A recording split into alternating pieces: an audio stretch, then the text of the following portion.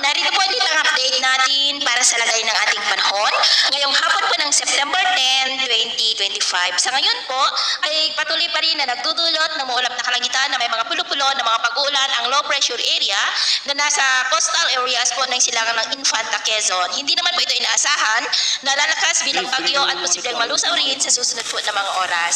Samantala, kasi po sa week map, may banta pa rin ang pamumuo ng sama ng panahon sa labas po ng Philippine Area of Responsibility sa susunod na mga araw, pero nagbago po ang forecast direction nito, pero atin lamang babantayan yan hanggang sa hindi po tuluyan na nalulusaw, lalo na at nandyan pa rin sa malayong silangan ng ating bansa. At ito nga po ang pinapakita ng forecast model na ating ginagamit.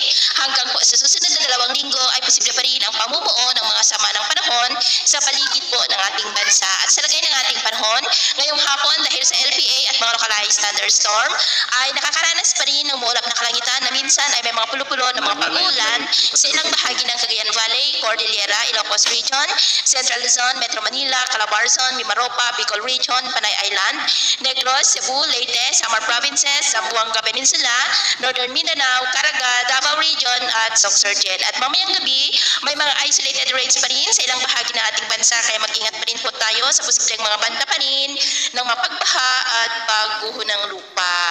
At sa atin naman pong mga baybayin, wala naman po tayong nakataas na namang gale warning signals, pero bayong mag-ingat lamang po kung papalaod tayo para po mas makaiwas sa mga sakuna.